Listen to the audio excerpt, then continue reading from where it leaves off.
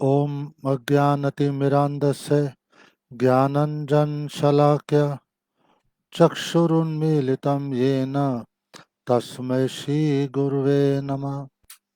वाञ्छाकल्पतरुभ्यश्च कृपासिन्धुभ्यैव च पतितानां पावनेभ्यो वैष्णवभ्यो नमो नमः। नमो महावदानाय कृष्णप्रेमप्रदायते कृष्णाय कृष्णचैतन्याम्नि गौरतविषे नमः। तप्त कांचन गौरांगे राधे वृंदावनेश्वरी वृषभानुसुते देवी प्रणमामि हरिप्रिय। हे कृष्णा करुणा सिंधु दीनबंधो जगतपते गोपेश गोपिका कांत राधा कांत नमोस्तुते। वृंदाय तुलसी देव्या प्रियाय केशव सच विष्णु भक्ति प्रदय देवी सत्यवते नमो नमः। जय श्री कृष्ण चैतन्य प्रभु नित्यानंद श्री अद्वैत गदाधर श्रीवासादि गौर भक्त वृंदा। हरे कृष्णा कृष्ण कृष्ण हरे हरे, हरे राम राम राम हरे हरे। आज हम शुरू करें हैं रामचरितमानस बालकांड। अक्षरों अर्थ समूह रसों छंदों और मंगलों के करने वाली सरस्वती जी और गणेश जी की मैं वंदना करता हूँ।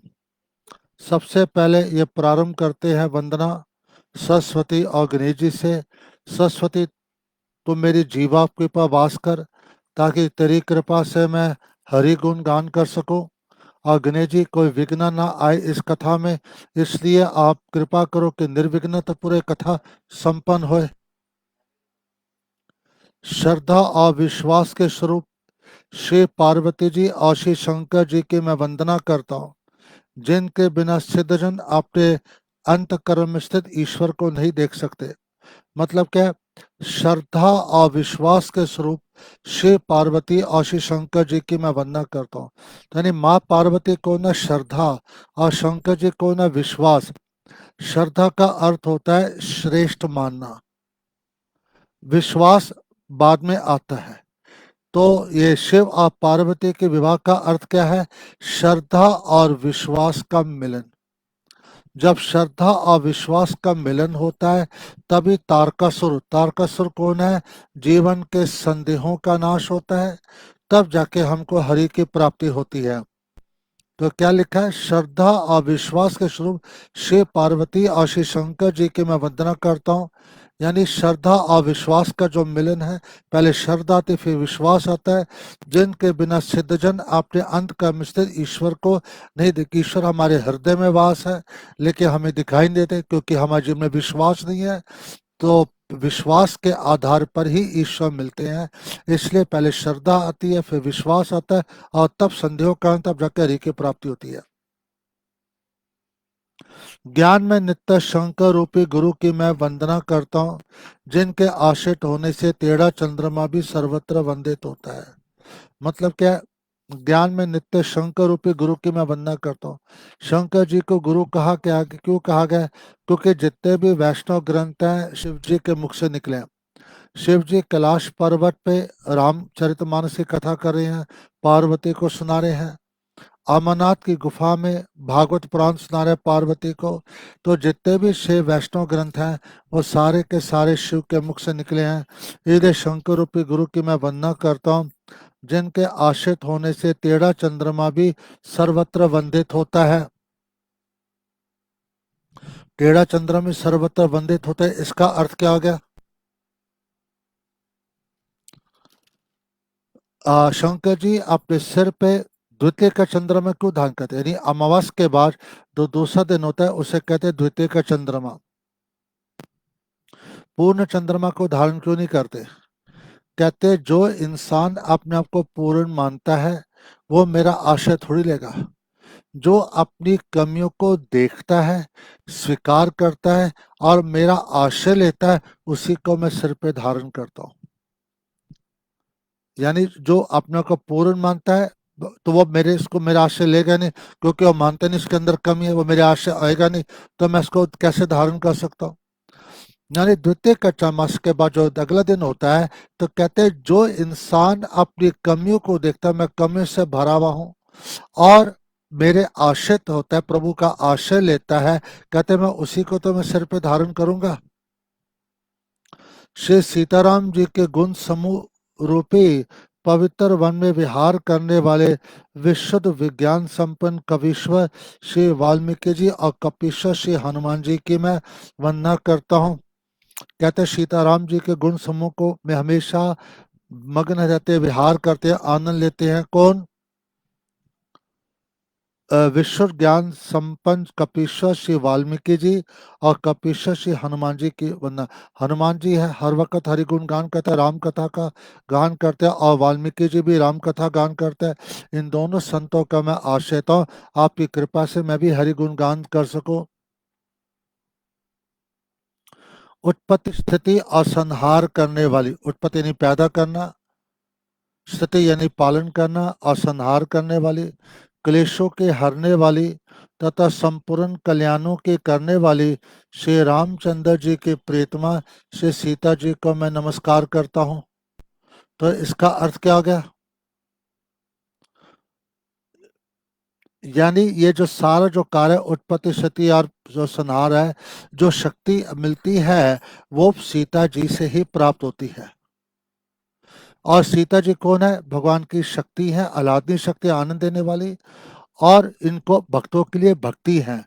तो कहते हैं जब सीता जीवन में आती है तो जीवन के सारे क्लेश खत्म हो जाते हैं, जीव का मंगल होता है। उन प्रियतमा सीता जी को मैं नमस्कार करता हूँ जिनकी शक्ति से ब्रह्मा विष्णु से शक्ति का सृष्टि का उत्पत्ति पालन और संहार करते हैं, जिनकी माया के वशीभूत संपूर्ण विश्व ब्रह्मा आदि देवता और असुर हैं, जिनकी सत्ता से रस्सी में सर्प के भ्रम के भांति यह सारा दृश्य जगत सत्य ही प्रतीत होता है। तो इसका अर्थ क्या हो गया?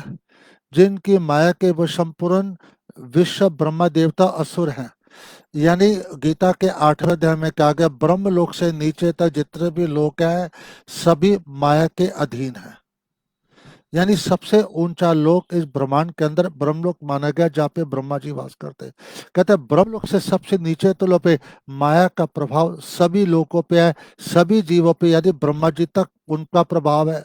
तो इसे कहता है ब्रह्मादि देवता सुर है, जिनकी सत्ता से रस्सी में सर्व के भ्रम की भांति ये सारा दृश्य सत्य ही प्रतीत होता है। यानी रस्सी में सर्व के भांति हम उसे सर्प मानते हैं, पास आते हैं, पता रस्सी होती है। उसी प्रकार संसार असत्य, असत्य मतलब परिवर्तनशील है, लेकिन हमने उसको सत्य मान लिया है, परमानेंट मान लिया है और उस पर अटैचमेंट कर लिया है। इससे जब उस पर परिवर्तन दिखाई देता है तो हमसे सहा नहीं जाता। तब जिनकी सत्ता से रस्सी में सर के भ्रम के सारा दृश्य जगह सत्य प्रतीत होता है, और जिनके केवल चरण ही भव सागर से तरने की इच्छा वालों के लिए एकमात्र नौका, केवल चरण, ओनली चरण जो हैं जो भव सागर से तार कर सकते हैं। कौन है? उन समस्त कारणों से परे, सब कारणों कारण और सब राम कहाने वाले भगवान हरि की मैं वंदना करता हूँ। यानी हरि नाम करने से, हरि के चरणों का आश्रय, राम के चरणों का आश्रय लेने से ही जीव भव सागर से तर सकता है। बगैर हरि का आश्रय लिए जीव कभी भी संसार से नहीं तर सकता। यानी विश्व तत्व यानी कृष्ण राम नरसिंह वामन यानी जो भी है विश्व तत्व, उन्हीं के आश्रय से ही जीव भव सागर से तर सकता है, क्योंकि काल से परे है। इससे कहा कि केवल, केवल के जिनके केवल चरण, चरण लिखते तो सकता है किसी और के भी चरण, केवल यानी हरि चरणों के अलावा किसी और के चरणों का आश्रय हमें नहीं लेना चाहिए। अनेकों पुराण वेद और तंत्र शास्त्र में इससे सम्मत तथा जो रामायण में वर्णित है और कुछ अन्यत्र से भी उपलब्ध श्री रघुनाथ जी कथा को तुलसीदास अपने अंतकरण के सुख के लिए अत्यंत मनोहर भाषा रचना में विस्तृत करता है।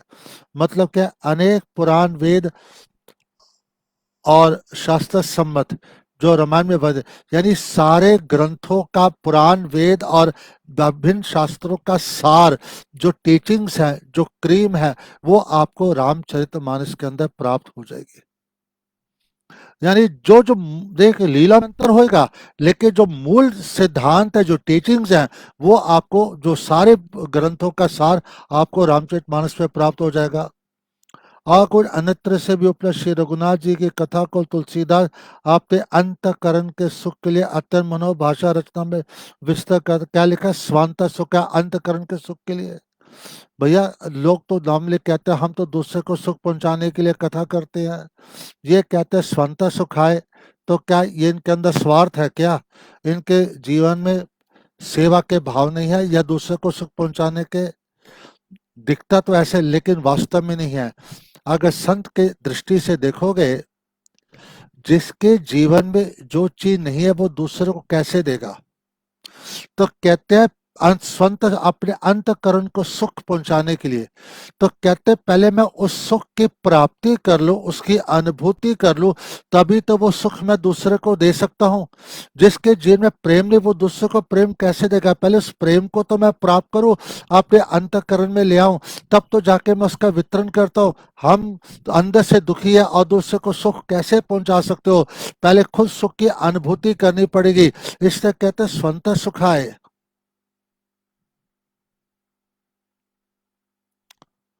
जिन्हें स्मरण करने से सब कार्य सिद्ध होते हैं, जो गणों के स्वामी और सुंदर हाथी के मुख वाले हैं, वही बुद्धि की राशि और शुभ गुणों के धाम श्री गणेश जी मुझ पर कृपा करें। मतलब क्या है? गणेश जी को हाथी का सिर क्यों दिया गया है? हाथी का सिर इसलिए दिया गया है कि गणेश जी भी अन्य देवताओं की तरह थे। उन्होंने सोचा, अगर मुझे अपने जीवन को सार्थक करना है तो मुझे श्रद्धा और विश्वास को स्वीकार करना पड़ेगा। माँ पार्वती श्रद्धा, शंकर जी विश्वास है, और जब श्रद्धा विश्वास आएंगे तभी तो मुझे हरि की प्राप्ति होंगे। इसी कारण से वो उनके घर में उनके पुत्र बन के प्रकट हुए। जब गणेश जी प्रकट हुए उस वक्त माँ पार्वती घर में थी, शिव जी घर पे नहीं थे। और गणेश जी हमारी तरह नहीं, कई सालों में बड़े होना, पल भर में बड़े हो जाते हैं। तो माँ कहती है कि आप बाहर बैठिए, किसी को अंदर आने नहीं देना। इसका अर्थ क्या है? यानी जीवन में कोई दुर्गुण और दुर्विचार ना आए। उसने ये नहीं कहा था कि विश्वास को नहीं आने देना, और शंकर जी विश्वास, उन्होंने कहा कि किसी को नहीं आने देना, मतलब जीवन के दुर्गुण और दुर्विचारों को जीवन में नहीं आने देना चाहिए।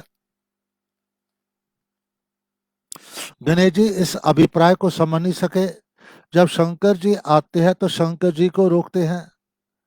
शंकर जी उन्हें बार बार समझाने का प्रयास करते हैं, लेकिन वो समझने को तैयार नहीं है।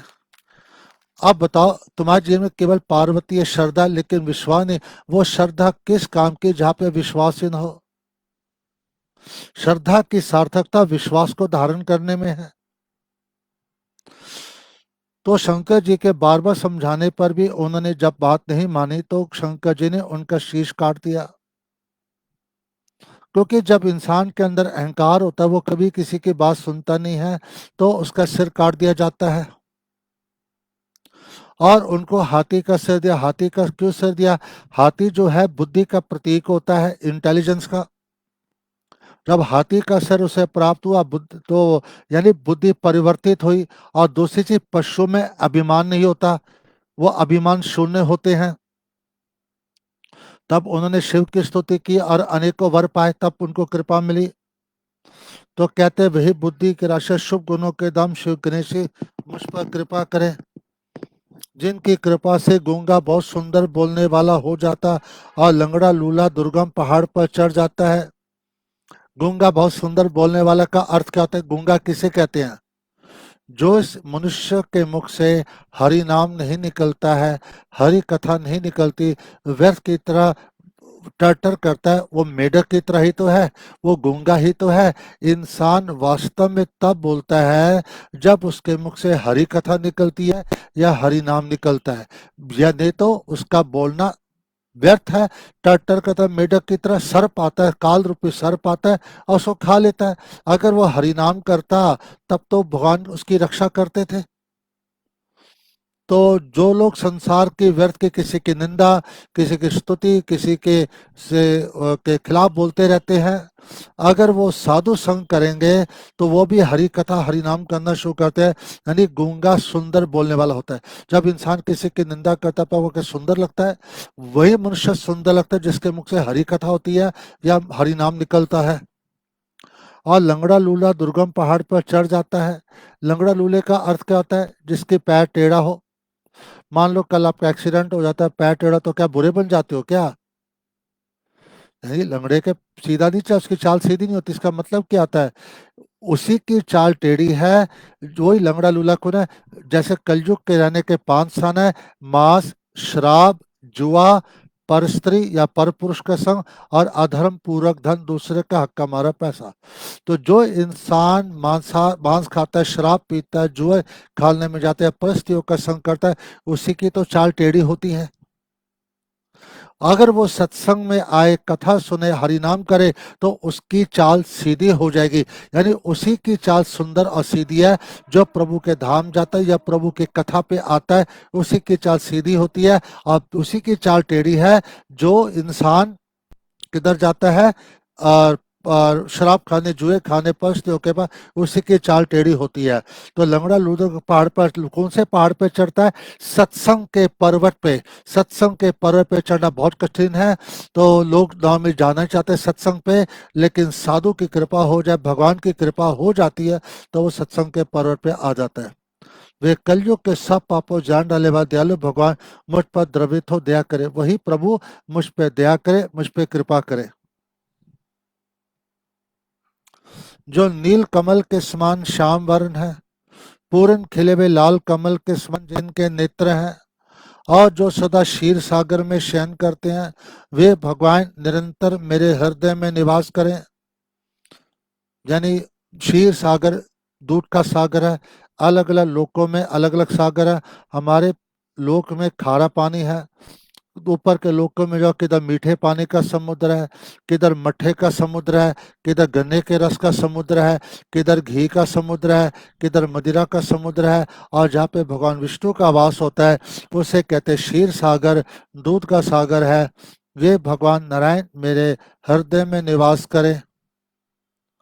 जिनका कुंद के पुष्प चंद्रमा के समान गौ शरीर है, जो पार्वती जी के प्रियतम और दया के धाम है, और जिनका दीनों पर स्नेह है, वे कामदेव का मर्दन करने वाले शंकर जी मुझ पर कृपा करें। तो क्या कहते हैं? जिनका कुंद के पुष्प और चंद्रमा के समान गौ शरीर है, जो पार्वती प्रीतम और दया के धाम है। तो क्या लिखे? कुंद के पुष्प और चंद्रमा गौ शरीर। और एक श्रुति भी आती है: कपूर गौरम करुणावतारम संसार सारम भुजगेंद्रहारम। यानी शंकर जी का जो शीर है वो कपूर की तरह गोरा है। लेकिन अगर आप शिव जी के मंदिर में जाते हैं तो वहां पे आपको शिव जी श्याम रंग के दिखाई देते हैं, और विष्णु जी का शरीर श्याम रंग का होना चाहिए, वो आपको गोरे दिखाई देते हैं। ऐसा क्यों? इसलिए वास्तव में शंकर जी का शरीर गोरा ही है, कपूर की तरह। लेकिन शंकर जी विष्णु का चिंतन इतना ज्यादा करते हैं, राम का चिंतन करते हैं, इतने ज्यादा रम गए हैं कि उनका जो श्याम रंग है वो शिव जी के ऊपर आ गया है। अगर भक्त भगवान का चिंतन, तो विष्णु भी अपने भक्त शिव का चिंतन करते हैं, तो उनका गोरा रंग विष्णु पे चढ़ गया। इसलिए हमको विष्णु जी गोरे दिखाई देते हैं और शिव जी श्याम रंग के, जबकि एक्चुअली शिव जी गोरे और विष्णु श्याम रंग के हैं। तो जिनका कुंद के पुष्प चंद्रमा गौशे, जो पार्वती जी के प्रीतम और दया के नाम है, और जिनका दीनों पर स्नेह है, वे कामदेव का मर्दन करने शंकर जी मुझ पर कृपा करे। मैं उन गुरु महाराज के चरण कमल की वंदना करता हूँ, जो कृपा के समुद्र और न रूपे श्री हरि हैं, और जिनके वचन महामोहरूपी घने अंधकार के नाश करने के लिए सूर्य किरणों के समान है। तो जिनका जो गुरु के चरण कमलों के जो कृपा का न रूपे श्री हरि है, तो यानी भगवान ही गुरु को एम्पावर करते हैं, अपनी कृपा शक्ति देते हैं, या स्वयं उस रूप में आके जीव को मोह को नष्ट करते हैं, उनके संदेहों का नाश करते हैं, क्योंकि उनके वचन से मोहरूपी घने अंधकार को नाश करने के सूर्य किरणों के समान है। संत का काम ही है भगवान की कथा सुना, आपके संदेहों का नाश करना। लेकिन संत कभी भी अपने आप को ईश्वर नहीं मानते, वो अपने आप को प्रभु का दास मानते हैं और भगवान की भक्ति कराते हैं। भगवान की कृपा पात्र है, कोई डाउट नहीं है। हम जैसे बद्धजीव उनको गुरु को भगवान के रूप के माध्यम से देखें कि भगवान उस रूप में मेरे पास है, उसी दर्जे से हम उनको अपने गुरु को मान सम्मान दें। लेकिन भक्ति हरि की ही होती है। जो गुरु हरि भजन न करा के अपने आप को ईश्वर कहलाता है और अपनी पूजा करवाता है, उसका त्याग करने में कोई दोष नहीं। गुरु वंदनीय है, पूजनीय है, लेकिन भजन तो हरि का ही होता है। और संत का काम क्या है? मोह का महामोरूपी घने अंधकार का नाश करने के लिए, आपके जीवन के संदेहों का, मोह का, जो हमारे अंदर गलत फहमी संसार में आ सकती है, उसको खत्म करना। मैं गुरु महाराज के चरण कमलों की रज की वंदना करता हूँ, जो सुरुचि, सुंदर, स्वाद, सुगंध तथा अनुराग रूपी रस से पूर्ण है। वह अमर मूल संजीवनी जड़ी का सुंदर चूरन है, जो संपूर्ण भव रगों के परिवार का नाश करने वाला है। इसका अर्थ क्या गया? गुरु महाराज के चरणों की रज की वंदना क्यों की भाई? चरण कमलों की रज की, यानी रज की इसलिए वंदना करते हैं कि जब जीव गुरु का आश्रय ले तो अपने आप को उनकी धूल से भी तुच्छ माने। Humble than a blade of grass, तनादुपी सुनीचे। जब तक जीवन में दैन्यता नहीं आएगी, आप गुरु से कुछ सीख नहीं सकते हो। यानी आज किसी को प्रणाम करना हमारे लिए बहुत कठिन है, और उनकी धूल को सिर पे धारण करना मतलब क्या होता है? इतनी ह्यूमिलिटी हो कि मैं उनके धूल के बराबर भी नहीं हूँ। और इतनी ज़्यादा ह्यूमिलिटी हमारे अंदर होनी चाहिए कि मैं उनके धूल के बराबर भी नहीं हूँ। तो जो सोचे सुंदर, स्वाद, सुगंध तथा अनुराग रूपी रस से पूर्ण है, मतलब क्या होता है? इसका वह अमरमुद संजीव जड़ी का सुंदर चूरन है, मतलब क्या है? इसका मतलब नहीं कि गुरु के धूल के चिंतन या चरणों का, मतलब कि गुरु ने क्या कथा सुनाई है, उस पे क्या भाव दिया, अर्थ दिया, उसका चिंतन करना ही वास्तव में गुरु का चिंतन होता है। भगवान की कथा, उसके भाव जो गुरु प्रदान करता है, उसका चिंतन करना ही वास्तव में गुरु का। हम लोग गुरु का चिंतन में हम एक गुरु के शरीर का चिंतन करते हैं, वो चिंतन नहीं होता। क्योंकि गुरु की वाणी का चिंतन होना चाहिए कि गुरु क्या सुनाता है, उससे अंतःकरण शुद्ध होता है। वह अमरभूत संजीव जड़ी का सुंदर चूरन है। जिस प्रकार संजीवनी जड़ी का प्रयोग किया हनुमान जी को जगाने के लिए, मूर्छा दूर करने के लिए, तो गुरु की जो कथा होती है हमको जगाती है मोह रूपी निद्रा से और हरिनाम में प्रेरित करती है। जो संपूर्ण भव रोगों के परिवार का नाश करने वाला है, उससे क्या होगा? मैं जन्म मृत्यु के चक्कर खत्म हो जाएंगे। मतलब ये थे कि एकदम अपने आप को हम्बल महसूस करना, तुच्छ और दीन मानना, और उनके वाक्यों को स्मरण करना ही वास्तव में गुरु का चिंतन और ध्यान होता है। वह रस सुकृति पुण्यवान रूपी शिव जी के शरीर पर सुशोभित निर्मल विभूति है और सुंदर कल्याण और आनंद की जननी है। मतलब क्या होता है? धूल की अपनी कोई कीमत नहीं होती। वही धूल जब शिव से जुड़ जाती है तो उसका विभूति कहते हैं। उसी प्रकार जीव की अपनी कोई कीमत नहीं होती। जब वो श्रेष्ठ संतों से जुड़ता है, जो प्रभु के प्रिय भक्त हैं, तभी उसके अंदर सद्गुण आते, वो मान्य और पूजनीय बन जाता है। क्योंकि संत तो भगवान से आपको जोड़ते हैं। तो जब जीव भगवान से जुड़ता है संत के माध्यम से, अपने आप पे आप डायरेक्ट नहीं जुड़ सकते, आप में क्षमता नहीं है। आपको रिकमेंड कर देंगे संत, और तब आपके ऊपर तब भगवान हमको स्वीकार करेंगे। तो कहते हैं कि जैसे वो रज को जब शिव जी से जुड़ती है तो विभूति बन जाती है और कल्याण करती है, उसी प्रकार जब हम संत से जुड़ते हैं, संत हमें भजन के द्वारा भगवान के चरणों में ले जाते हैं, तभी हमारा मंगल होता है। भक्तों के मन रूपी सुंदर दर्पण के मैल को दूर करने वाली और तिलक करने से गुणों के समूह को वश में करने वाली है। यानी भगवान के कथा जब गुरु सुनाते हैं, उससे हमें अंतःकरण में प्रेम उत्पन्न होता है, अंतःकरण की शुद्धि होती है। और तिलक करने से मतलब क्या होता है, उस कथा को बुद्धि से चिंतन करोगे तभी जीवन में सद्गुण आते हैं। जब तक जीव उन लीलाओं का चिंतन नहीं करेगा या उसकी डिस्कशन नहीं करेगा तो उसके अंदर सद्गुण कहाँ से आएंगे। श्री गुरु महाराज के चरणों की नखों की ज्योति मणियों के प्रकाश के समान है, जिनके स्मरण करते हृदय में दिव्य दृष्टि उत्पन्न हो जाती है। गुरु के चरणों का ध्यान करने का मतलब नहीं होता कि इसकी बॉडी का ध्यान करना, कि गुरु ने अपनी कल कथा में क्या क्या अर्थ दिया, क्या क्या भाव दिया, उसका चिंतन करना चाहिए। उसी से दिव्य दृष्टि उत्पन्न होती है। कौन सी दृष्टि? ज्ञान और वैराग्य की दृष्टि प्राप्त होती है। क्योंकि गुरु कथा सुनाते हैं, भजन कराते हैं तो ज्ञान मिलता है, और भजन करने से धीरे धीरे आपकी अटैचमेंट कम होती है। वैराग्य तो ज्ञान जब उत्पन्न होता है तो सही क्या गलत का सामने आना शुरू होता है। और जब वैराग्य उत्पन्न होता है तो हम जो कहते हैं अपने ही हैं जी, सारे अपने बंदे हैं, तब भगवान दिखाते मेरे अलावा तेरा कोई नहीं है, और आपको सबकी सच्चाई दिखाई देनी शुरू हो जाती है। जिसे आप अपना मानते थे, किस प्रकार आपको यूज करते हैं, आपका शोषण करते हैं, आपको सबकी सच्चाई दिखाई देनी शुरू हो जाती है। इसलिए कहते हैं कि जब गुरु का आश्रय लेते हो, कथा मिलती है, जाप करते हो, तो ज्ञान और दिव्य दृष्टि के ज्ञान और वैराग्य की दृष्टि हमें प्राप्त होती है। वह प्रकाश अज्ञान रूपी अंधकार का नाश करने वाला है। क्या है? अज्ञानता, मोह में जो हम फंसे हुए हैं, असत्य को सत्य मान लिया, टेम्परे को परमानेंट मान लिया है, वो जिसके हृदय में आता है उसके बड़े भाग है। यानी भाग्यशाली ही सच्चे संतों से कथा सुनते हैं।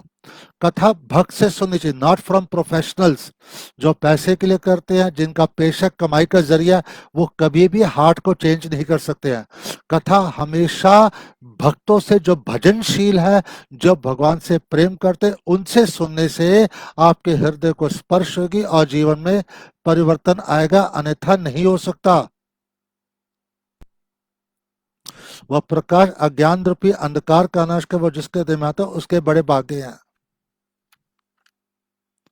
उसके हृदय में आते ही हृदय के निर्मल नेत्र खुल जाते। कौन से नेत्र?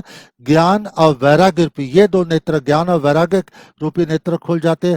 और संसार के रूपी रात्रि के दोष दुख मिट जाते हैं। एवं श्री राम क्षेत्र रूपी मणि और माणिक गुप्त और प्रकाश जो जिस खान में है, सब दिखाई पड़ने लगते। मतलब क्या है? संसार रूपी रात्रि के दोष तो मिट जाते हैं।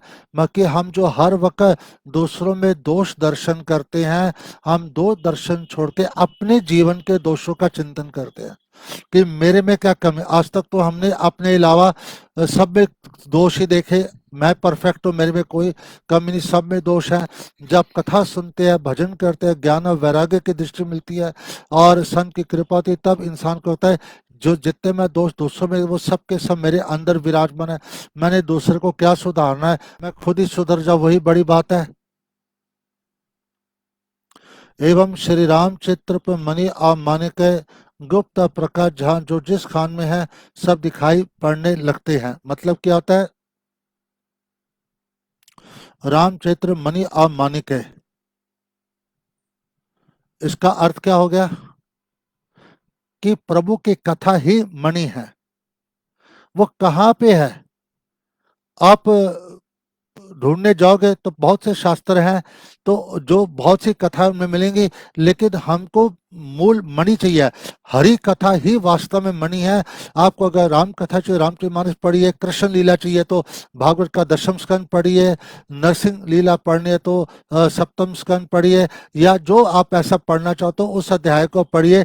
तो आपको डायरेक्ट था, तो आपको सब कुछ होने की जरूरत नहीं है। तो मणि आपको दिखाई देनी शुरू होती है गुरु कृपा से। तो आप यानी प्रभु की कथा ही मणि है, प्रभु का नाम ही मणि है, उसी को करो और कुछ करने की जरूरत नहीं है। ये तो जी अनेकों कर्म कांड में फंस जाता है, ये भी करना वो भी करना, ये पूजा वो पाठ वो हवन वो, या कहते हैं प्रभु का नाम अप्रभु कथा मणि है, उसको ग्रहण करो, उसको प्राप्त करने में और कुछ बाकी नहीं रह जाता। जैसे सिद्धांजन को नेत्रों में लगाकर साधक सिद्ध और सुजान पर्वतों वनों और पृथ्वी के अंदर कौतुक से बहुत सी खाने देखते हैं।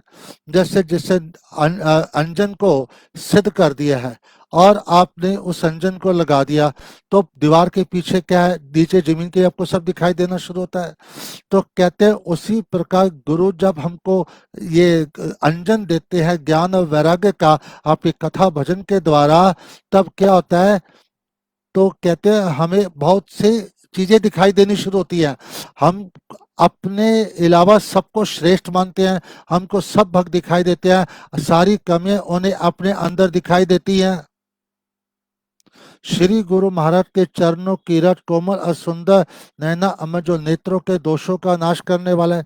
तो मतलब क्या है, गुरु के चरणों की धूल, मतलब क्या है, गुरु की जो कथा है, जो उनके शब्द हैं, वो कैसे है, नैना अमृत जो नेत्रों के दोषों का नाश करता है, यानी हमें ज्ञान और वैराग्य रूपी दृष्टि प्रदान करते हैं। यही नेत्रों का दोष होता है, हम दूसरों में दोष देखते हैं अपने अंदर छोड़ के। जब संत की कृपा होती है, जी भजन सिंसियरली करता है, वो बोलता है मैंने क्या दूसरे को सुधारना, मैं खुद सुधर जा, बड़ी बात है। वो अपने भजन को सुधारने का प्रयास करता है, अपने दोष को दूर करने का प्रयास करता है। उस अंजन से विवेक रूपी नेत्रों को निर्मल करके मैं संसार रूपी बंधन से छुड़ाने वाले रामचरित्र का वर्णन करता हूँ। पहले पृथ्वी के देवता ब्राह्मणों के चरणों की वंदना करता हूँ, जो अज्ञान से उत्पन्न सब संदेहों को हरने वाले हैं। तो ब्राह्मणों को पृथ्वी का देवता कहा गया है। तो ब्राह्मण की परिभाषा क्या है? गीता के 18.41 नंबर श्लोक में कृष्ण जी स्वयं कहते हैं, गुण और कर्मों के विभाग से मनुष्य ब्राह्मण क्षत्रिय वैश्य और शूद्र कहलाता है। गुण और कर्मों से बनता है, जन्म से नहीं। और ये मैं नहीं कह रहा हूं, भगवत गीता कह रही है 18.41 श्लोक, 42nd श्लोक पढ़िए भगवत गीता का 18.42। ब्राह्मण के लक्षण क्या क्या गुण है, वो गुण अगर आपके अंदर है तो आप ब्राह्मण है, नहीं है तो आप ब्राह्मण नहीं है। आप फिर क्या क्षत्रिय है कि वैसे, वो सारे गुण पढ़िए और अपने अंदर देखिए कौन से गुण मेरे अंदर फिट होते हैं। तो आप देखोगे 99% प्रजा कलयुग के अंदर सब शूद्र ही पैदा है। अगर आप देखोगे सारे मांस खा रहे हैं, शराब पी रहे हैं, जुआ खेल रहे हैं, पर ही संग कर रहे हैं, दूसरों के हक को मारे हैं, ये सब शूद्र नहीं तो और क्या है, ये सब शूद्र के तो लक्षण है। ये नहीं कि भाई मैं ब्राह्मण कुल में मैंने 2 रुपए का जनेऊ पहन लिया तो मैं ब्राह्मण हो गया, नहीं। जब तक वो क्वालिटीज आपके अंदर नहीं आएंगी आप ब्राह्मण नहीं हो सकते हो। रावण भी तो ब्राह्मण कुल में था, तो प्रभु ने इसका वध क्यों किया? फिर वो राक्षस क्यों कहलाया? वो तो ब्राह्मण था, फिर क्यों राक्षस कहलाया? कि इसलिए मतलब प्रमाण है कि जीव अपने कर्मों से ही भक्त बनता है या ब्राह्मण बनता है।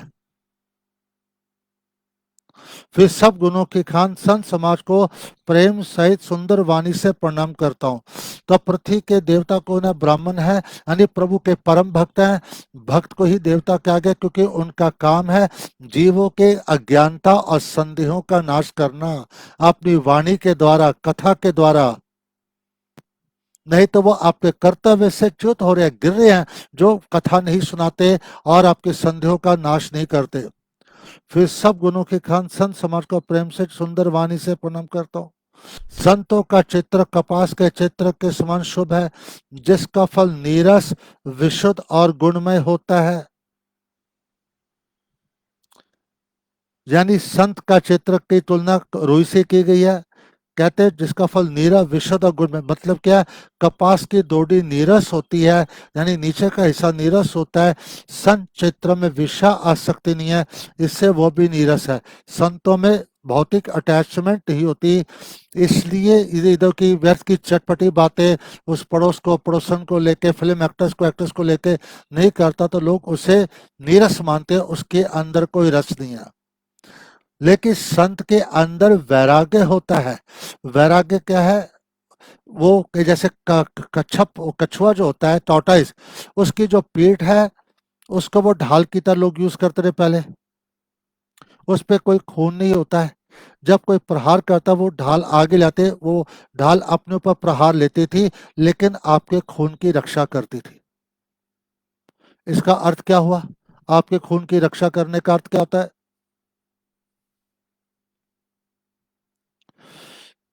कि जिसके जीवन में वैराग्य है, वैराग्य किसके जीवन में होता है? जो प्रभु से प्रेम करता है। जो प्रभु से प्रेम का वही वैराग्य है, यानी वो आपको संसार की आसक्ति आपके अंदर प्रवेश नहीं हो रही है, उसी के अंदर रियल प्रेम है। वो भगवान वैराग्य जो है प्रभु के प्रेम की रक्षा करता है। और भक्त में ही वास्तव में प्रेम होता है। जब सो कल विषय लोग, जो रसिक लोग होते हैं, जब आप पे संकट आते मुंह मोड़ लेते हैं, देखते भी नहीं है और भाग जाते हैं, हमें क्या पता, हमें नहीं पता, हमें नहीं पता, हाथ खड़े कर देते हैं। देखिए संत उस वक्त आते हैं, कष्ट उठाते हैं, आपको उस पीड़ा से दूर करते हैं, आपके प्रति सहानुभूति करते हैं, क्योंकि उनके अंदर प्रेम है, और वैराग्य ही प्रेम की रक्षा करता है। सन चेतन विषय से वो नीरस है। कपास उज्जवल होता है, सन का हृदय भी अज्ञान आपाप रूपी अंधकार से रहित है, इसलिए वो विशुद्ध है। तो जैसे रुई उज्जवल होती है, साफ सुथरी होती है, वाइट होती है, तो सन का हृदय भी पापों से रहित होता है, इसलिए वो उज्जवल है। और कपास पे गुण तंतु होते हैं, इसी प्रकार सन का क्षेत्र भी सदगुणों का भंडार था। जैसे कपास में कीड़े होते हैं, तो सन के अंदर सदगुणों के कीड़े होते हैं, इसलिए वो गुणमय है, इसलिए उसको गुणों का भंडार कहा गया है। जैसे कपास का धागा सुई के किए हुए छेद को अपना तन देकर ढक देता है, अथवा कपास जैसे लोडे जाने, काते जाने और बुने जाने का कस सहकर भी वस्त्र के रूप में परिणत होकर दूसरों के गोपनीय स्थानों को ढकता है, उसी प्रकार संत स्वयं दुख सहकर दूसरों के छिद्रों को ढकता है, जिसके कारण उसने जगत में बंदी ने यश प्राप्त किया है। तो इसका अर्थ क्या होगा? जैसे रुई जो है पहले धागा बनती है, फिर सुई में जाती है, फिर उसको काता जाना, लोडे जाना। काता का मतलब होता है स्पिनिंग, लोडे का मतलब होता है वीविंग या निटिंग, या बुने का निटिंग, यानी इतने कष्ट सहकर वो वस्त्र के रूप में परिणित होती है और दूसरों के गोपनीय स्थानों को ढकती है। उसी प्रकार संत भी क्या करते हैं? आपकी कमियों को एक्सपोज नहीं कर, उन्हें पता आप पे 50 कमी है, उसको ढकते हैं, क्योंकि आप पे कोई ना कोई गुण तो होएगा। कोई मनुष्य ऐसा नहीं जिसके अंदर दोष ना हो, कमियां ना हो। अगर मैं केवल आपके दोष को देखूं, उसकी निंदा करता हूं, आपका दिल टूट जाएगा, लड़ाई भी हो सकती है, क्रोध भी, आप हमेशा मुझसे दूर हो जाओगे। अगर मैं आपके गुणों को देखता हूं, उसको अप्रिशिएट करता हूं, प्रशंसा करता हूं, तो स्वाभाविक आप मेरे करीब होगे। जब आप मेरे करीब आओगे तो मैं आपको भगवान की कथा सुनाऊंगा। कथा सुनते सुनते नाम जप करने की प्रेरणा उत्पन्न होगी, और जब आप नाम जप शुरू करो, धीरे धीरे आपके सारे अवगुण सदगुण में परिवर्तित हो जाएंगे। तो संत का काम है पेशेंस रखना और स्नेह दिखाना, टॉलरेट करना। पता है इस पे कमियां हैं, कम से कम सबसे बड़ी क्वालिफिकेशन यही है कि वो कथा सुन रहा है और नाम जप कर रहा है। इसलिए एटलीस्ट वो कथा सुन रहा है, उसको वो तो अप्रिशिएट करो, एटलीस्ट वो नाम जप कर रहा है, ये तो अप्रिशिएट करो। कमी है तो धीरे धीरे दूर हो जाएंगे ना, हम कौन से कोई परफेक्ट हो गए? अब भगवान हमको सहन करे हैं, रोटी खिला रहे हैं, तो तुम थोड़ी सी गलती किसी की सहन नहीं कर सकते हो? हमारी प्रॉब्लम है कि बस लुक डाउन करना, सहन नहीं करना, इससे तो हमको कृपा नहीं मिलती है। और संत के हृदय में प्रेम होता है, स्नेह होता है, इसलिए उनके हृदय में दया होती है, उदारता होती है और सहन करने की शक्ति होती है।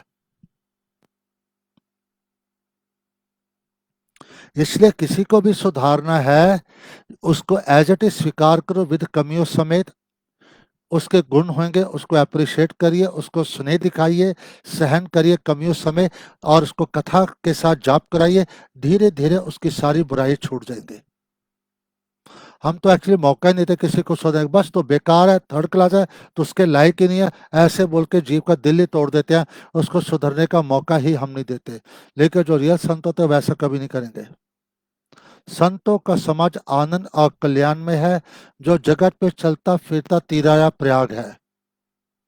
जहाँ उस संत समाज रूपी प्रयाग में राम भक्ति रूपी गंगा जी की धारा है, और ब्रह्म विचार का प्रचार सरस्वती है।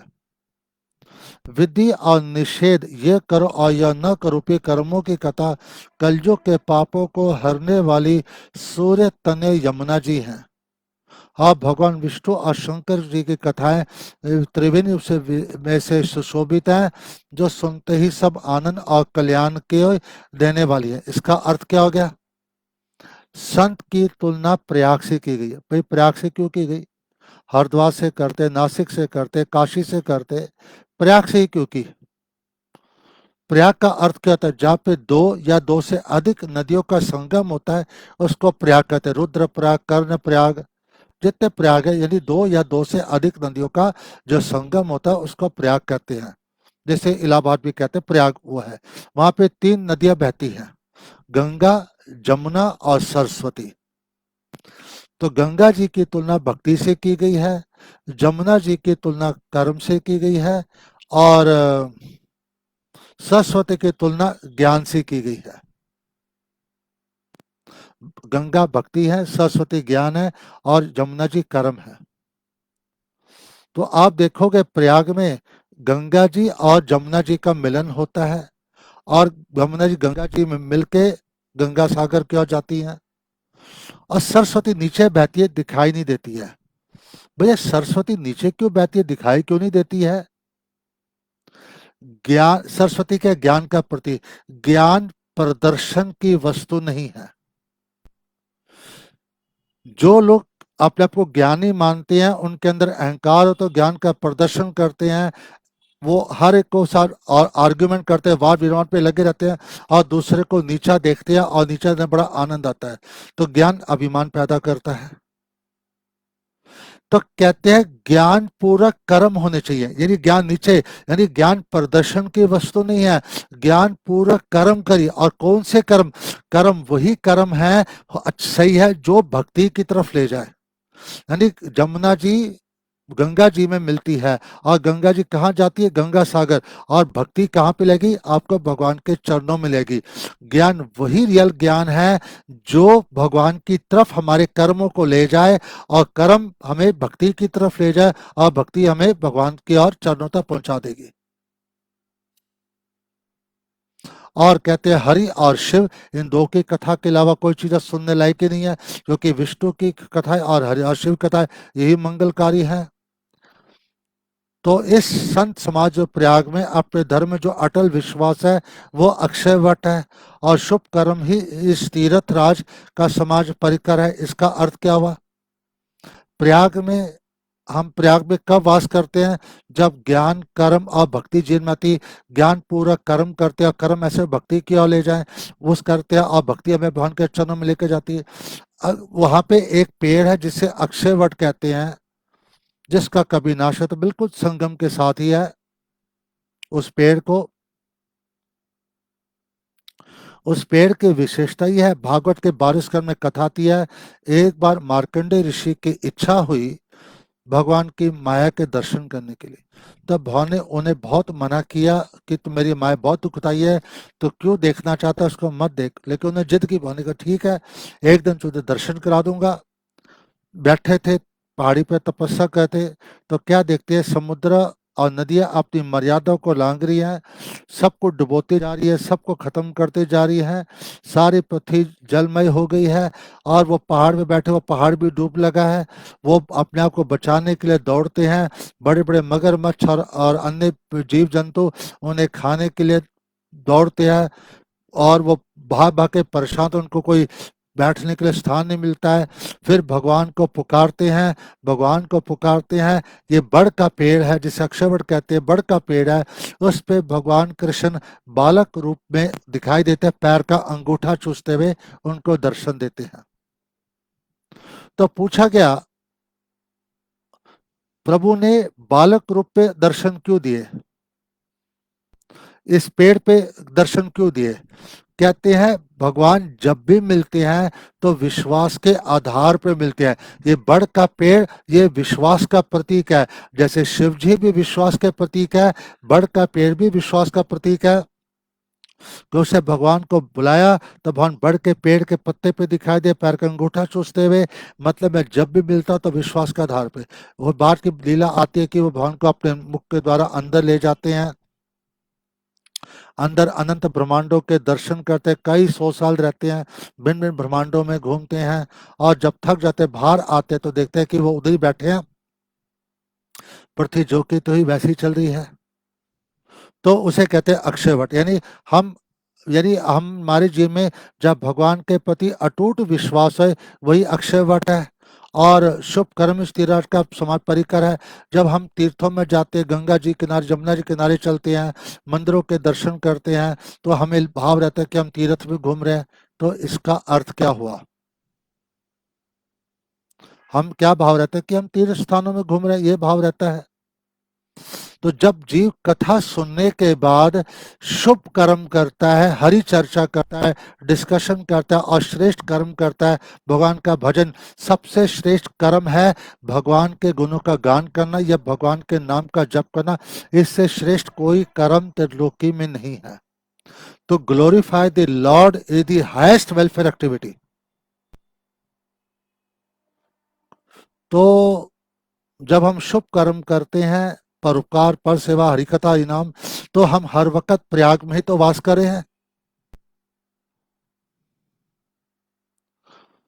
वह संत समाज रूपी प्रयाग सब देशों में सब समय सभी को सहज प्राप्त हो सकता है, और आदर पूर्वक सेवन करने से क्लेशों को नष्ट करने वाला है। संत सब जगह होते हैं लेकिन मिलते हैं भगवान की कृपा से।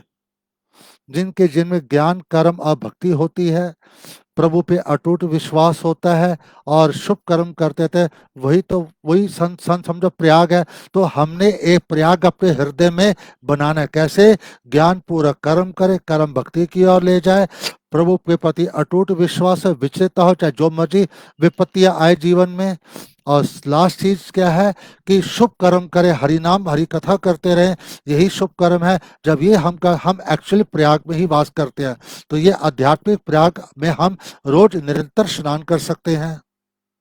वह तीव्रता अलौकिक और अकथनीय है एवं तत्काल फल देने, उसका प्रभाव प्रत्यक्ष है। यानी भगवान की कथा में 1 घंटा बैठिए, आपके हार्ट में डेफिनेटली चेंजेस आएंगे, परिवर्तन आएगा, और आपका भजन करने की इच्छा जागृत होगी। तो मतलब कि आपने सही साधु संग किया है, तो कहते हैं उसका फल अलौकिक है, अकथनीय है, तत्काल फल देते हैं 1 घंटे में। भौतिक तीर्थ में जाओगे, जरूरी नहीं कि आपका मन लगा रहे, हो सकता है आपका मन दुष्ट लोगों को देखोगे आसपास तो मन टूट भी सकता है।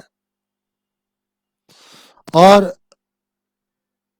आप स्नान करने, और ठंड का मौसम है, आप स्नान करने जा रहे हो, अगर पौड़ियों में काई जमी हुई है तो आपका पैर फिसल सकता है, गिर सकता है, ढीठ टूट सकती है। दूसरी चीज, अगर चले भी गए कैसे भी साफ करके, अगर डुबके लगा रहे हो, ठंड है तो आपको फटाफट बाहर निकलना पड़ेगा, आप बीमार हो जाओगे।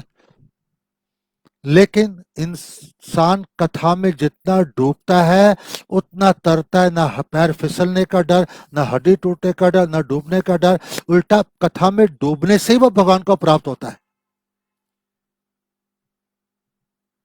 तो ये अंतर होता है कथा में। और वह भौतिक तीर्थ पे लंबे समय सेवन करने से कुछ फल मिल सकता है, लेकिन संत से कथा सुनने से, 1 घंटे में कथा सुनने से हृदय में परिवर्तन आ जाता है, उसका प्रभाव प्रत्यक्ष है। जो मनुष्य इस संत समाज रूपी तीर्थ राज में, तीर्थ राज का प्रभाव प्रसन्न मन से सुनते और समझते हैं, फिर अत्यंत प्रेम पूर्वक इसमें गोते लगाते हैं। यानी कथा में ही गोते लगाना चाहिए, बार बार इसे आप तरोगे, वे श्री के धर्म, अर्थ, काम, मोक्ष चारों फल पा जाते हैं। क्या पाते? धर्म अर्थ काम, पहले जिनमें धर्म आए, अर्थ और काम बीच की अवस्था, मोक्ष चौथी अवस्था लास्ट थी। जीवन में अगर धर्म नहीं है और मोक्ष नहीं है, पहला ला, अर्थ और काम में, अर्थ सीमित होता है, कामनाएं अपार होती हैं, और वो हमेशा इंसान दुखी और परेशान रहता है, क्योंकि अर्थ सीमित है, कामना अपार, ये भी चाहिए, वो भी खरीदना है, वो भी करना है, वो भी करना है, कितना क्या कहाँ से लाओगे जब पैसे नहीं? फिर या तो गलत काम करोगे, चोरी करोगे, दूसरे को ठगोगे, यही करोगे और क्या करोगे? अगर धर्म होएगा, भगवान की कामना की भक्ति होगी, तो उसकी नीड्स लिमिटेड है, जो है पर्याप्त। मैंने क्या करना है चीज लोग के, मुझे तो भजन से प्रयोजन है, भगवान की ओर चलना है, फिर वो इंसान गलत काम नहीं कर सकता है, क्योंकि कामना इसकी सीमित होती है। और अर्थ पर्याप्त होता है उसके लिए सफिशिएंट जितना मिलता है, और फिर वो मुक्ति की तरफ चलता है, भगवान की ओर चले जाता है। इस तीर्थ रात में स्नान का फल तत्काल ऐसा देखने में आता है, कौवे कोयल बन जाते हैं, बगुले हंस। कौवे जिनकी वाणी कर्कश होती है, जो कपट है, चोरी करते हैं, कौवे कोयल बन जाते हैं। यानी वो जो रात दिन निंदा और गाली गलौज करते हैं, वो हरिनाम करते हैं, हरि कथा करते हैं, वही तो वाणी वास्तव में सुंदर है, कोमल है, जो हरि गुणगान करे, हरि नाम करे। तो कौवे कोयल बगुले हंस का एक जैसा रूप होता है, लेकिन हंस दूध पीता है, पानी को छोड़ता है, और बगुला जो है मांस को खाता है। तो यानी हम वास्तव में हंस बन जाते हैं। आज हम बगुले दिखते संत जैसे हैं, लेकिन है बगुले, मांस खाना, शराब पीना, जुआ खेलना, पस्ती संग करना, दूसरे का धर्म, तो ये हम बगुले की तरह ही तो है। वास्तव में हम हृदय से संत बन जाते हैं। यह सुनकर कोई आश्चर्य नहीं करे, क्योंकि सत्संग की महिमा छिपी नहीं है, सत्संग की अपार महिमा है। कथा और जाप के प्रभाव से ही इंसान के अंदर ये सब चीजें परिवर्तन आते हैं। वाल्मीकि जी, नारद जी और अगस्त्य जी ने अपने अपने मुखों से अपनी होनी जीवन वृतांत कही है। वाल्मीकि जी एक डाकू थे, पाप कर्म करते थे, चोरी करते थे। एक दिन उनकी मुलाकात सप्तऋषियों से हुई और साथ में नारद जी थे। नारद जी ने कहा, तू क्यों इतने पाप कर्म करता है? कहते परिवार का पालन पोषण करने के लिए। कहते हैं तुझे उसके पाप तो अकेले भुगतने पड़ेंगे। कहते नहीं, सब भुगतेंगे, मैं तो उनके लिए तो कर रहा हूँ। कहते जा जाके पूछ के आ। वो अपनी पत्नी के पास जाते हैं, पत्नी से पूछते हैं, तो पत्नी क्या बोलती है? आप मुझे ब्याह के लाए हो, आपका कर्तव्य मेरा पालन पोषण करना, मैं आपके पाप को क्यों ग्रहण करूं? फिर वो पुत्र के पास जाते हैं, पुत्र भी यही कहता है, पापा मैं आपके पाप को क्यों ग्रहण करूं? मैं आपका कर्तव्य मेरा पालन पोषण करना। फिर माता पिता क्या वही कहते हैं, बेटा मैं तेरे पाप को क्यों ग्रहण करूं? यानी सुख भोगने के समय सब साथ होते हैं, जब विपत्ति आती है, पाप को भोगना, तब कोई भोगता नहीं इंसान, वो अकेले उसको भोगना पड़ता है। फिर उसे सोचा, जब मैंने अकेले वो नरक में जाना है, फिर मैं क्यों पाप कर्म कर रहा हूँ? मैं समझा ये सारे भागीदार होंगे, लेकिन कोई भी भागीदार नहीं है। तो नारद जी के पास आते हैं, बोलते मेरा उद्धार करो। कहते राम नाम का जप कर, उसे तेरा उद्धार कर, सारे पापों का प्रायश्चित होगा। कहते ये बहुत कठिन है, मुख से निकल। अब सोचो कितना सलह र और म, लेकिन जब जीव के सिर पे बहुत अधिक पाप और अपराध होते हैं, पाप और अपराधों की प्रबलता होती है, तो उसके मुख से हरि नाम नहीं निकलता, नहीं निकल सकता, असंभव हरि नाम निकलना। पाप और अपराध के कारण नहीं निकल पाएगा। तो उन्हें कहा काम कर, तू मरा बोल सकता है? कहते हाँ वो बोल सकता हूँ, मैंने वही किया जिंदगी का काम। कहते लगातार बोलेगा मरा मरा मरा, वो राम बन जाएगा। तो वही बोलते बोलते, मरा मरा कंटिन्यूस लगातार बोलने से वो राम बन गया। और राम बनते बनते बहुत ज्यादा जाप किया, और एक दिन उनको भगवान के दर्शन हुए, और उनकी लीला के भी दर्शन। जब प्रभु रूप लेंगे तो लीला के भी दर्शन होते हैं। तो नाम रूप के भी दर्शन कराता है, लीला के भी दर्शन कराता है, और जिधर प्रभु प्रकट होते वो स्थान धाम बन जाता है, तो धाम भी प्रकट हो जाते हैं वहां पे।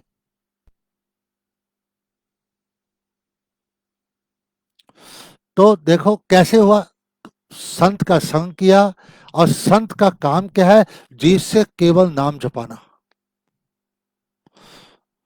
जिन्होंने महाप्रभु की लीला पढ़ी है, तो आप देखोगे हरिदास ठाकुर ने वेश्या से क्या काम करा था? कोई ज्यादा कथा फिलॉसफी नहीं। नाम जप करो, 3 लाख हरि नाम जपी, हरि दासी बन गई। जगाई मधाई को क्या बोला? नाम जप को 2 लाख हरि नाम जपते थे, ब्रह्मचारी कहलाने लगे सारे पाप कर्म करने के बाद। तो यदि सारे संतों ने एक ही उपदेश दिया है, सब जीवों की नाम जप करो, रात दिन नाम जप करो। वो संत कथा के द्वारा जीव को भजनानंदी बनाना चाहते हैं।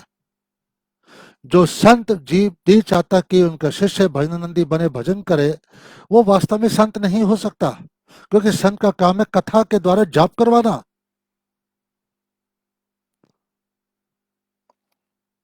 क्योंकि हार्ट तो कथा और जाप से ही बदलेगा, पाप की वृत्ति उसी से खत्म होगी, बुरे कर्म का नाश उसी से होना है, और तो कोई तरीका नहीं है। जो लोग आपको ना कथा सुनने देते हैं, ना जाप करने देते हैं, सारे कामों में व्यस्त रखते हैं कि इस भाव से कि वैष्णव सेवा हो रही है, वो वास्तव में दुष्ट इंसान होते हैं, जो आपको मौका ही नहीं देते कथा सुनने का और नाम जप करने का। जो रियल वैष्णव होते हैं वो सेवा करते हैं, सेवा लेते नहीं है। क्योंकि वैष्णवता का पहला लक्ष्य होता है दीनता, ह्यूमिलिटी। जो अपने को तुच्छ बनेगा वो कैसे सेवा लेगा? वो तो बोलेगा मैं सबकी सेवा करूं। लेकिन हम क्या करते हैं? हम वैष्णव हैं, हम सीनियर हैं, हम इतने महान हैं, हमारी सेवा करो। यही दुष्टता हमारे जीवन की है। इसका मतलब हम लेश मात्र भी वैष्णव बने नहीं है। नारद जी भागवत के प्रथम स्कंद में इनकी चर्चा होती है। ये दासी के पुत्र थे, इनकी माँ बर्तन मांजती थी, लोगों के घरों में बहुत गरीब थे। एक दिन चतुर्मास का समय, जो जून से लेके कार्तिक पूर्णिमा तक होता है, 4 महीने का समय, जिसे चतुर्मास कहते हैं, तो तभी एक संत की टोली आई, जहाँ पे उनकी माँ बर्तन मांजा कर उसके घर में रही। क्योंकि बारिश अधिक होने से संत लोग ज़्यादा घूमते नहीं हैं, क्योंकि पहले पैदल जाना होता है, एक जगह बैठ के भजन करते हैं। तो नारद जी क्या करते, उनसे कथा सुनते थे और उनका जूठन खाते थे। मतलब क्या है? संत पहले भगवान का भोग लगाता है, उससे प्रसाद का गया, फिर संत उसको खाते हैं, वो महाप्रसाद बन जाता है, और जो बचता है फिर वो आम जीव का है, उनके पाप शीघ्र नष्ट हो जाते हैं, उसे महाप्रसाद कहते हैं। तो संतों से कथा सुनना, उनका जूठन खाना, उनका अंतःकरण शुद्ध हो गया। 4 महीने के बाद उनको भगवान संतों से और उन कथाओं से बहुत प्रेम उत्पन्न हो गया। तो उन्हें संतों से मेरे को उद्धार करिए, मुझे भी ले चलिए। संत उनको मंत्र उपदेश करते, तो उस मंत्र का जाप कर तेरा उद्धार होगा। तो कहते अभी तेरी माँ अकेली है, असहाय है, इसी कारण से उसको अभी छोड़ के मत आ, जब मर जाएगी तब तो चले जाना, तो आ जाना। तो इन्होंने हरिनाम करना शुरू किया। समय आने पर इनकी माँ की मृत्यु भी हो गई। तब ये घर से नाम जपते रहे। भगवान ने उनको दर्शन भी दिया, नाम भगवान के दर्शन कराता है। लेकिन एक झलक देख के वो लुप्त हो गए। क्यों झलक देख के लुप्त हो गए? उनको तृप्ति नहीं मिली। क्योंकि एक गरीब आदमी को अगर आप धन देते हो, वो कितना खुश होता है, और वो धन छीन लो, वो पागल हो जाएगा, रात दिन चिंतन करेगा, व्याकुल, अरे मेरे हाथ से धन चला गया, चोरी हो गया, चोरी का ले गया। तब भगवान चाहते हैं मेरी सुंदरता देखने के बाद मैं लुप्त हो जाऊंगा, वो तड़फेगा मेरे को दर्शन करने के लिए, बार बार तड़फेगा कि कब दर्शन करो, उसको व्याकुल होएगा, और उससे सारे अशुभ उसके नष्ट हो जाएंगे। और उसका परिणाम क्या हुआ? अगले जन्म में वो नारद भगवान के पार्षद बन गए। एक दासी के पुत्र नाम के प्रभाव से भगवान के पार्षद बन सकते हैं। क्यों? संत ने क्या कहा था? नाम ही तो दिया था जपने के, तो हमको भी गुरु ने नाम दिया, तो हम नाम जप करके क्यों नहीं पार्षद बन जाते भैया? क्यों नहीं उनके प्यारे बन जाते? महाप्रभु नित्यानंद जी घूमते थे, हर एक के आगे हाथ जोड़ के भीख मांग, नाम जपो नाम जपो। सबने नाम जपने के लिए कहा है, तो क्यों नहीं हम नाम जपते? क्यों हमको मना करते को नाम जपने के लिए? रात दिन क्यों नहीं नाम जप करते? शबरी जी को क्या दिया मतंग मुनि ने? माला दी, नाम जपो। और क्या उसको फिलॉसफी कथा दी? कुछ नहीं दी। और क्या हुआ? उसको राम के दर्शन हो गए। तो हमको भी गुजर माला दिया किच करो, लेकिन हमने इसकी सेवा नहीं की, ये हमारा दुर्भाग्य है। जो हमारे आचार्य करते आए हैं वही चीज गुरु जी ने हमको दी, माला जपने। बात कह के जिन्होंने फॉलो किया उनको हाईएस्ट चीज प्राप्त हुई भगवान की, जिन्होंने माला तो ले ली लेकिन माला की सेवा नहीं की, हरि नाम के, उनको कुछ नहीं मिला है। और अगस्त्य जी, इनको कुंभज ऋषि कहते हैं, घड़े सूत की उत्पत्ति हुई है। और इंद्र ने भी भजन किया, भजन के प्रभाव से इस समुद्र का पान कर गए।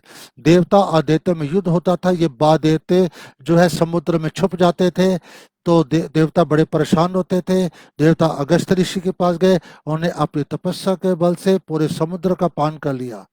तो कहने का जो कोई जिनके अंदर महानता आई है, चाहे वाल्मीकि चाहे नाजी अगस्ती, प्रभु के नाम के बल से ही आई है।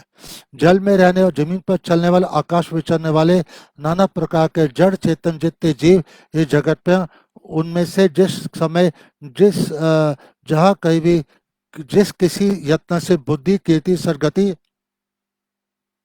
विभूति, ऐश्वर्य, भलाई पर सत्संग का ही प्रभाव समझना चाहिए। यानी साधु संग किया, कथा सुनी तो सद्बुद्धि मिली, अच्छी बुद्धि मिलेगी तो आपका यश फैलेगा। कीर्ति, सदगति, सदगति क्या है? बनने क्या प्रभु का धाम, और जीते जी भी आपको अच्छी पोजीशन देंगे, लोग बोलेंगे अच्छा इंसान है, इसको अच्छी चीज दो। ऐश्वर्य, विभूति ने ऐश्वर्य, धन, नाम, यश, प्रतिष्ठा, सब किसी चीज की कमी नहीं होती है। ये सब सत्संग से ही तो प्राप्त होता है। सत्संग का फल है कि कथा सुन के नाम जप करना, उससे बुद्धि ठीक हो जाती है, तो कीर्ति फैलती है, गति भी मिलती है, ऐश्वर्य भी, सब चीज मिल जाता है। तो सत्संग का समझना चाहिए। वेदों में और लोक में इनकी प्राप्ति का दूसरा कोई उपाय नहीं है। तो सद्बुद्धि का एक ही तरीका है कि साधु संग करना। जब बुद्धि सही होगी, सब कुछ अपने आप ठीक होना शुरू होगा, क्योंकि जीव रात दिन भजन करेगा। तो और बस इसी से मैं आज विश्राम करता हूँ। कथा कल कंटिन्यू रहेगी, रोज हम पढ़ेंगे, रामचरितमानस को रोज पढ़ेंगे। वांछा कल्पतरुभ्यश्च कृपा सिंधु भय एव च पतितानां पावने भयो वैष्णव भयो नमो नमः।